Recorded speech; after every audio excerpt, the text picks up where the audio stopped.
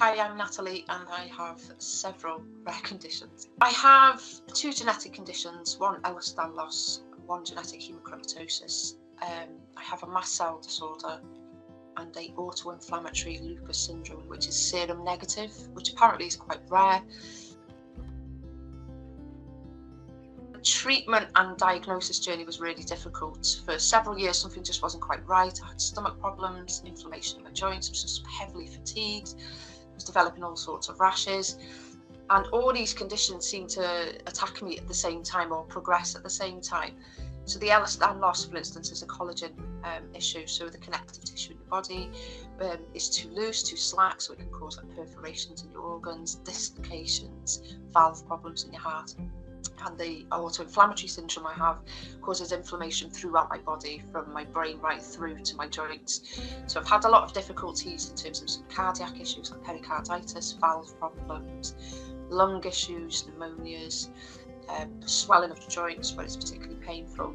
And for me, it was really difficult to get a diagnosis because, as you can imagine, with all these different types of symptoms, there was never one solution, there was never one blood test that could identify what was going on. And obviously with the lupus syndrome being serum negative, it didn't show up in my blood. So for about 6 years, I was very, very poorly until a rheumatologist in London at the lupus centre realised that it was a lupus syndrome, and a physio noticed the severe hypermobility that I had in my joints, and an accidental iron blood test noticed that I had hemochromatosis because my iron was very high as well.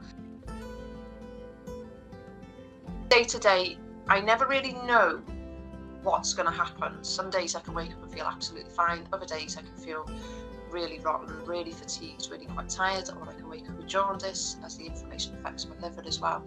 I wake up and I take around 16 medications a day, including immunosuppressants, steroids, blood thinners, a statin as well because I have high cholesterol and risk of heart disease, amongst other things, to kind of stabilise my mast cell problems. And it can be quite difficult because people don't generally understand that some days I just can't do what I used to be able to do, and other days I can be quite active.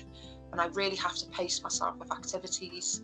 Full-time work is pretty much out of the question because I will relapse if I push myself too hard. So I have to be really kind to myself, make sure I eat well, hydrate well, and really, really pace my activities and rest, or my body will make me rest.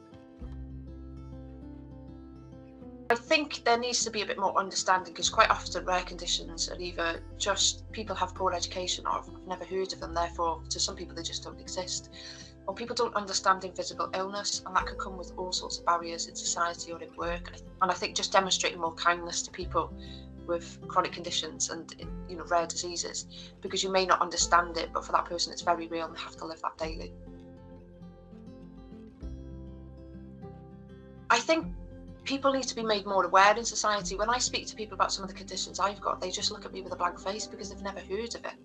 And I think campaigning and raising awareness of rare diseases just makes it a bit more familiar, more normalised in society. I think more awareness, people are going to fight for more research. More research benefits people in terms of diagnosis, cutting the time it takes to be diagnosed, and the treatments become more effective the more they're researched.